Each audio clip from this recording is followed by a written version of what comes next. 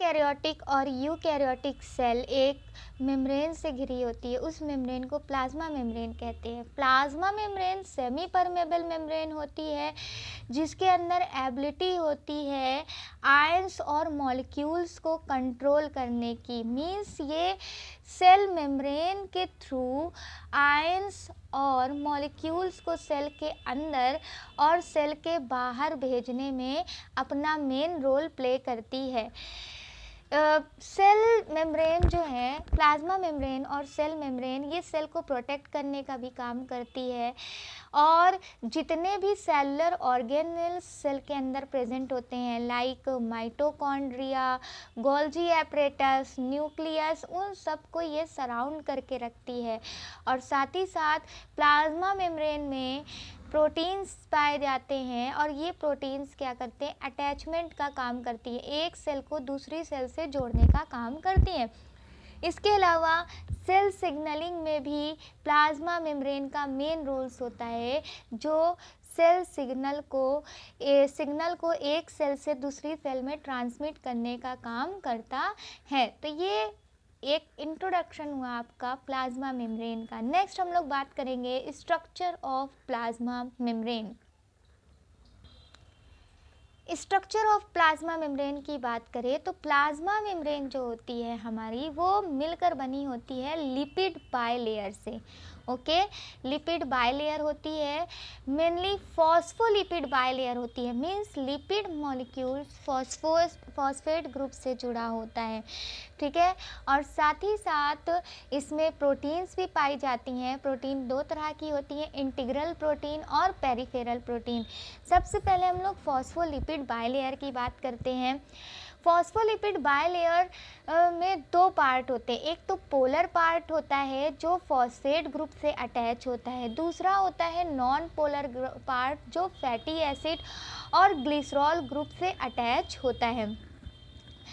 Polar part hydrophilic होता है, means water molecule इससे होकर के एंटर कर सकते हैं। लेकिन जो नॉन पोलर पार्ट होता है, मीन्स ये फैटी एसिड वाला पार्ट, ये कैसा होता है, ये हाइड्रोफोबिक होता है, यानी वाटर को ये रोक कर रखता है, ठीक है। यहाँ पर अगर हम लोग स्ट्रक्चर देखें तो आपको नज़र आ रहा होगा कि फैटी एसिड फॉस्फोलिपिड जो है उसमें दो फैटी एसिड की चेन होती है, एक तो सैचुरेटेड होती है, दूसरी अनसैचुरेटेड होती है। मीन्स जिसमें डबल बॉन्ड होता है वो अनसैचुरेटेड फैटी एसिड की चेन लगी होती है और ये चेन लगी होती है ग्लिसरॉल ग्रुप के साथ। ये जो ग्रुप है ये वेरिएबल होता है। वेरिएबल कहने का सेंस है कि यहाँ पर फॉस्फोग्लिसराइड है, ठीक है, क्यों, ग्लिसरॉल ग्रुप लगा हुआ है। इसी तरह स्फेंगोसिन लगा होता है, जब स्फेंगोसिन लगा होता है तो हम उसको स्फेंगोलिपिड कहते हैं, ठीक है। और ये आपका हेड रीजन है जहाँ पर फॉस्फेट ग्रुप अटैच होता है। फॉस्फेट ग्रुप से एक और ग्रुप अटैच होता है जो कोलिन होता है, नाइट्रोजन का ग्रुप होता है। ये मॉलिक्यूल मिल करके क्या करते हैं, हाइड्रोफिलिक स्ट्रक्चर बनाते हैं, यानी वाटर इनके तरफ होकर मतलब अट्रैक्ट हो जाता है वाटर इनसे। जबकि जो फैटी एसिड हैं इनसे वाटर का अट्रैक्शन नहीं होता, मीन्स वाटर इनसे दूर भागते हैं, वाटर का रिपल्शन होता है, वाटर इनसे दूर भागकर चले जाते हैं। ओके, फॉस्फोलिपिड की बात करें तो उसका अगर हम लोग डायग्रामेटिक स्ट्रक्चर देखें एक फॉस्फोलिपिड का, तो आपको नज़र आ रहा होगा, पहले भी हमने बताया कि फॉस्फोलिपिड जो होती है वो दो फैटी एसिड की लॉन्ग चेन पाई जाती है उसमें, जो नॉन पोलर टेल बनाती है और ये हाइड्रोफोबिक स्ट्रक्चर होता है, मीन्स वाटर इससे दूर भागता है। दूसरा जो होता है, ये हेड आपका दिख रहा है, हेड और टेल, फैटी एसिड ये आपकी टेल हो गई और ये हेड होता है। हेड से अटैच होता है एक ग्लिसरॉल मॉलिक्यूल। ग्लिसरॉल मॉलिक्यूल का पहला कार्बन और दूसरा कार्बन, पहला कार्बन एक फैटी एसिड से अटैच है और दूसरा कार्बन, ये आपका ग्लिसरॉल ग्रुप है, दूसरा कार्बन दूसरी फैटी एसिड से क्या होता है, अटैच होता है। और जो तीसरा कार्बन होता है, ये आपका तीसरा कार्बन है, तीसरा कार्बन फॉस्फेट ग्रुप से अटैच होता है। ठीक है, फॉस्फेट ग्रुप दिख रहा है, ये कोलिन से अटैच होता है। ठीक है, ये तीनों मिल करके कैसा स्ट्रक्चर बनाते हैं, हाइड्रोफिलिक स्ट्रक्चर बनाते हैं, जिससे वाटर के मॉलिक्यूल अट्रैक्ट होते हैं, आयंस यहाँ पर अट्रैक्ट होते हैं। ठीक है, यहाँ पर देखिए आपको फॉस्फोलिपिड दिखाई दे रहा है, फॉस्फोलिपिड का पोलर हेड होता है और नॉन पोलर टेल होती है। यहाँ पर अगर हम लोग एक प्लाज्मा मेम्ब्रेन की बात करें तो प्लाज्मा मेम्ब्रेन आपको पता है, अगर इससे हम लोग कनेक्ट करते हैं प्लाज्मा मेम्ब्रेन को तो प्लाज्मा मेम्ब्रेन सेल का एक इस तरह से स्ट्रक्चर जाएगा ना। यहाँ पे आपको थोड़ा सा पार्ट दिखाया जा रहा है प्लाज्मा मेम्ब्रेन का। तो ये मान लीजिए आपका क्या है, आउटर पार्ट होता है, आउटर पार्ट है प्लाज्मा मेम्ब्रेन का और ये इनर पार्ट है। ठीक है, और बीच में क्या होता है, बीच में इंटर मेम्ब्रेन पार्ट होता है जहाँ पर नॉन पोलर टेल पाई जाती है, यानी कि ये फैटी एसिड की नॉन पोलर टेल है जो हाइड्रोफोबिक स्ट्रक्चर का फॉर्मेशन करता है। हाइड्रोफिलिक स्ट्रक्चर आपको इनर साइड दिखाई देगा और आपको आउटर साइड नज़र आ रहा है। ठीक है, जो कि क्या है, पोलर रीजन से मिल करके बना हुआ है। तो ये एक आपका क्या है, सेल मेम्ब्रेन का स्ट्रक्चर है। सेल मेम्ब्रेन में पाए जाने वाले फॉस्फोलिपिड का स्ट्रक्चर दिखा रहा है कि नॉन पोलर टेल अंदर की तरफ होती है, इनर साइड होती है, जबकि जो पोलर हेड होता है वो आउटर साइड होता है। ओके, तो अभी हमने आप लोगों को बताया कि जो हाइड्रोफिलिक हेड होता है वो या तो आउटवर्ड होगा या इनवर्ड होगा, जबकि टेल जो होगी वो बीच में पॉइंट होती है, मींस इंटर मेम्ब्रेन स्ट्रक्चर बनाती है। टेल हाइड्रोफोबिक होती है और ये साइटोसोल से अटैच नहीं होती। क्यों? क्योंकि देख रहा है आपको यहाँ पर स्ट्रक्चर, अगर आप देखिए, अगर स्ट्रक्चर आप यहाँ पर देखिए तो आपको नज़र आएगा कि ये आपका आउटसाइड वाला पार्ट है, ये आपका इनसाइड वाला पार्ट है और ये आपका लिपिड बायलेयर दिखा रहा है।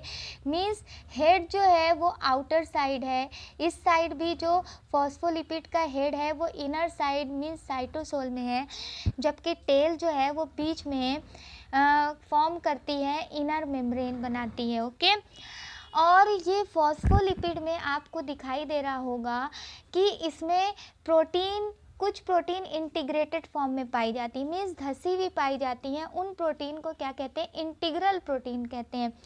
इंटीग्रल प्रोटीन जो है वो आयंस यानी चैनल्स का फॉर्मेशन करती हैं। उन चैनल्स से आयंस ईजली आउटर सरफेस से इनर सरफेस और इनर सरफेस से आउटर सरफेस की तरफ मूव कर जाते हैं। आयंस भी हो सकते हैं, मॉलिक्यूल्स भी हो सकते हैं। नेक्स्ट पेरीफेरल प्रोटीन होती है।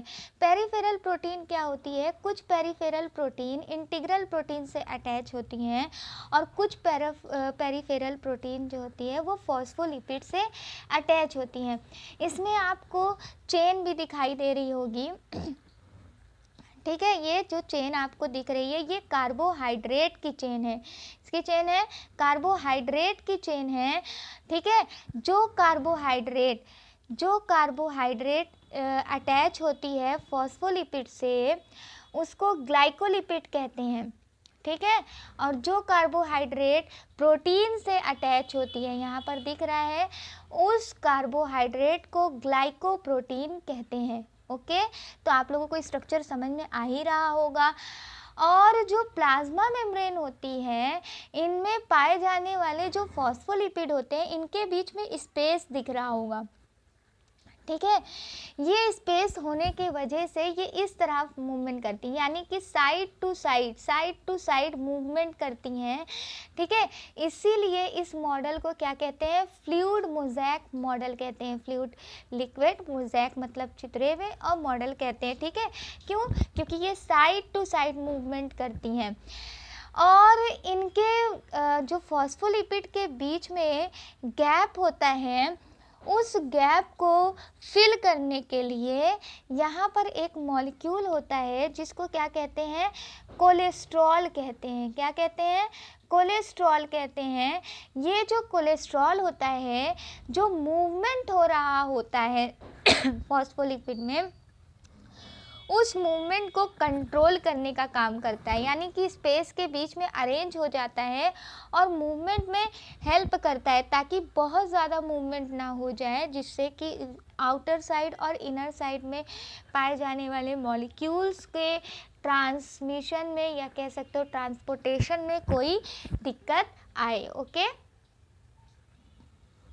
अभी डायग्राम में हम लोगों ने पढ़ा था कि इंटीग्रल प्रोटीन जो होती है वो दो तरह की प्रोटीन पाई जाती है प्लाज्मा मेम्ब्रेन में। एक तो पेरिफेरल प्रोटीन होती है, दूसरी इंटीग्रल प्रोटीन होती है। इंटीग्रल प्रोटीन इम्बेडेड होती है फॉस्फोलिपिड में, और इंटीग्रल प्रोटीन जो है वो ट्रांसपोर्टेशन में हेल्प करती है। इससे आयंस और मॉलिक्यूल्स का ट्रांसपोर्टेशन होता है। ठीक है, नेक्स्ट बात करते हैं हम लोग पेरिफेरल प्रोटीन की। यहाँ पर स्पेलिंग पेरिफेरल की गलत लिखी हुई है। ठीक है, पेरिफेरल प्रोटीन होती है, और पेरिफेरल प्रोटीन जो होती है वो इंटीग्रल प्रोटीन से आयनिकली बाइंड होती है या फॉस्फोलिपिड से बाइंड होती है। और पेरिफेरल प्रोटीन जो होती है वो पूरे में फैली हुई नहीं होती है, कुछ कुछ जगह पर पाई जाती है। ठीक है, एंड फंक्शन इन एडिशन, और इसका फंक्शन क्या होता है, एडिशन, यानी सेल टू सेल को एडहेयर करने में हेल्प करती है, या फिर सेल रिकॉग्निशन में हेल्प करती है, पहचानने में मदद करती है। Both type of protein can have carbohydrate. अभी हमने आपको दिखाया था कि दोनों प्रोटीन में से कार्बोहाइड्रेट की एक ओलिगोसेक्राइड चेन जुड़ी होती है, और ये जो ओलिगोसेक्राइड चेन होती है प्रोटीन से जुड़ी होती है, इस कारण इसको क्या कहते हैं, ग्लाइकोप्रोटीन कहते हैं। तो प्लाज्मा मेम्ब्रेन में जो प्रोटीन जुड़ी होती है, प्रोटीन से कार्बोहाइड्रेट जुड़ी होती है, वो क्या कहलाती है, ग्लाइकोप्रोटीन्स कहलाती हैं। Okay, next fluid mosaic model की बात करते हैं। फ्लूइड मोज़ेक मॉडल में अभी हमने बताया कि फॉस्फोलिपिड एक फोर्स के थ्रू होल्ड होता है, जिससे प्रोटीन मेम्ब्रेन में पाई जाने वाली प्रोटीन और उनके जो इंटर मॉलिक्यूलर मॉलिक्यूल्स होते हैं, और साथ ही साथ उनके बीच इलेक्ट्रिक नेचर होता है। इलेक्ट्रिक नेचर मीन्स जो लिपिड और प्रोटीन होते हैं वो स्टेशनरी फॉर्म में नहीं होते। स्टेशनरी फॉर्म में मतलब रुकी हुई अवस्था में नहीं पाए जाते, वो साइड टू साइड क्या करते हैं, मूवमेंट करते हैं। अभी हमने दिखाया था किस तरह से साइड टू साइड मूवमेंट करते हैं। इसी वजह से इस मॉडल को क्या बोला जाता है, फ्लूइड मोज़ेक मॉडल कहते हैं, जिसके बारे में डिस्क्राइब किया था सिंगर एंड निकोलसन नाम के साइंटिस्ट ने। ओके, कोलेस्ट्रॉल के बारे में अभी हमने आप लोगों को दिखाया था कि किस तरह से कोलेस्ट्रॉल जो है वो फॉस्फोलिपिड के हेड और टेल के बीच में पाया जाता है। क्यों पाया जाता है, क्योंकि जो कोलेस्ट्रॉल होता है वो फ्लूइडिटी को डिक्रीज़ करने का काम करता है, ताकि बहुत ज़्यादा फोर्स ना लगा पाए फॉस्फोलिपिड, और फॉस्फोलिपिड को क्लोज़र करने का काम करता है, उनके बीच के एक तरीके से बोल सकते गैप को फिल करने का काम करता है। तो इस तरह से हम लोगों ने सेल मेम्ब्रेन या प्लाज्मा मेम्ब्रेन के स्ट्रक्चर के बारे में डिस्कस किया। चैनल को लाइक शेयर करना नहीं भूलिएगा। Okay, thank you.